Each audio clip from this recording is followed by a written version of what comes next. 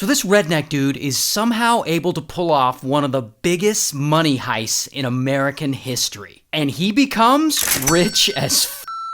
Now the guy, his name's David. And he works at Loomis Fargo as a vault supervisor. And he handles massive amounts of money all day. But despite that, he doesn't get paid very much. But that's about to change. Because one day, David meets this woman at work. Her name's Kelly. And David thinks Kelly is fine. And they hit it off and they start flirting, and soon enough, they start smashing. Now, at some point during this period, David hears about an armored truck robbery that had happened a few months before, several states away. A Loomis Fargo employee had robbed Loomis for like millions of dollars. And at this point in the story, that robber hadn't been caught yet. I actually talked about that heist in a different video I did. Anyway, so David and Kelly, they hear about this heist, and they're like, well, that guy took millions of dollars and he didn't get caught. Maybe we could also rob Loomis Fargo and take millions of dollars and not get caught. What could possibly go wrong? Now, Kelly, she knows just the guy who could help them pull off this heist. Her friend back from high school, who's a bit shady. This guy. Chambers. So the three of them put their heads together and they start planning this big Loomis Fargo heist. And there are other people on the sidelines involved in this heist too, but for now, let's just focus on these three main characters. So a few months go by and they've got it all meticulously planned out. And then the big night finally rolls around. It's time to pull off the heist. And David, he's actually working that evening. And when his shift ends, he leaves with the other employees working. But he doesn't actually leave. Instead, he circles back and sneaks back into the building. Then he goes straight to the vault and starts taking money out of it and loading it into a Loomis van. And over an hour and a half later, he's done. And he's loaded about $17 million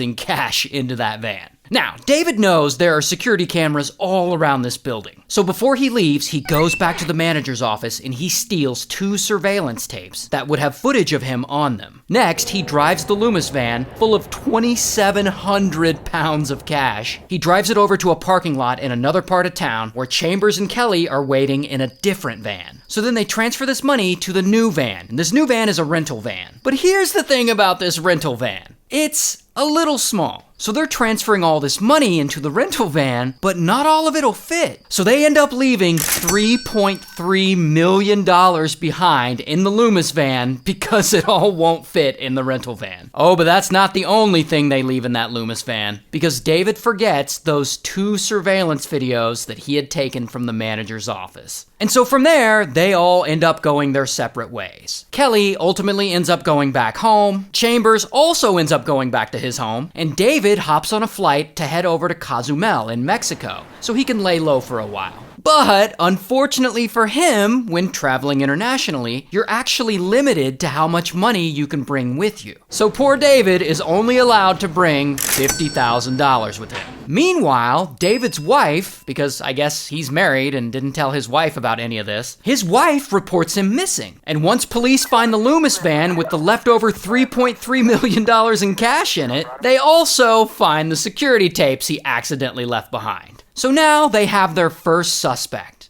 David. And since this is such a huge heist, the FBI is now involved. But even they have no clue where David is. And his face is broadcast all over the place as the FBI tries to find him. And while David is off in Mexico trying to lay low, Chambers, not so much. So Chambers and his wife, they take all this new money he just got and they start spending it. And in less than a month, they move out of their trailer home and into a 7,000 square foot gated community mansion, which they paid for in cash. They also buy TVs, a diamond ring, a Rolex, new cars. Chambers' wife even gets a nose job and a brand new set of tits. And at one point, Chambers' wife even goes into a bank with 200 grand in a briefcase. And she asks the bank teller, "Hey, what's the most I can deposit without you guys having to report me to the feds?" And then she says, "Don't worry, it's not drug money." So yeah, not surprising that people start noticing this behavior, and pretty quickly, people report Chambers and his wife to the FBI. While Kelly, she's a bit more conservative with her spending. She buys herself a minivan, she buys her kids a bunch of toys, nothing too big. But once the FBI learns rumors that she had previously been smashing with David, suddenly she becomes a suspect. So the FBI, they get together and they decide the best way to bring these guys down is to wiretap Chambers' phone calls. Because of the three of them, he's obviously the loose cannon. Meanwhile, during all this, David, he's still chilling in Mexico, and he's keeping a low profile. But he realizes this 50 grand that he brought with him, it isn't gonna last too long. So he ends up calling Chambers, and he's like, "Hey, can you send me some of my share of the money so that I don't run out?" And Chambers is like, "Sure, buddy." But sending David money is not what Chambers does. Instead of sending him money, he decides to hire a hitman, and he's gonna send that hitman to Mexico to unalive David.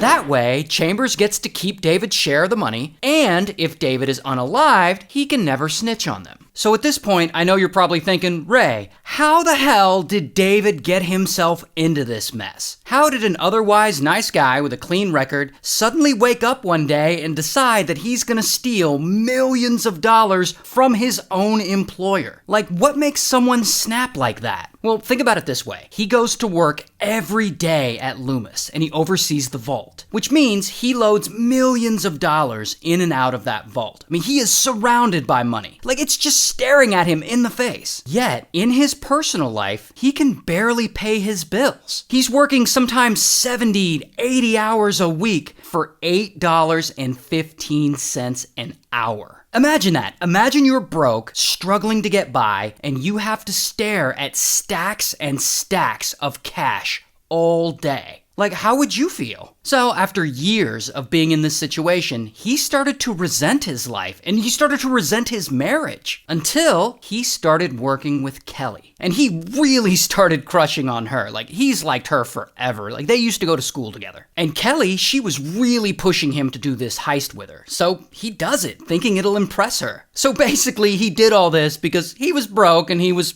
trying to clap cheeks. And because of that, there is now a hitman after him, trying to unalive him. But luckily for him, when Chambers calls the hitman and tells him exactly where to find David, the FBI has his phones tapped, and they're listening in. And now they know exactly where to find David. So the feds go straight to Mexico, and they catch David, and boom, they arrest him. Here's his mugshot. Then, the next day, they go and arrest Chambers. Here's his mugshot. Then they arrest Chambers' wife. Here's her mugshot. And of course, they arrest Kelly. Here's her mugshot. In fact, they arrest a bunch of people involved in this. In total, about 20 people were arrested in connection with this heist. But David gets sentenced to a little over 7 years in prison, and Chambers, he's sentenced to 11 years in prison, while his wife gets 7 years in prison, and Kelly gets 6 years in prison. And they all have to pay back the money they stole. But allegedly, to this day, $2 million of that heist money is still missing. Like, they never found it. So,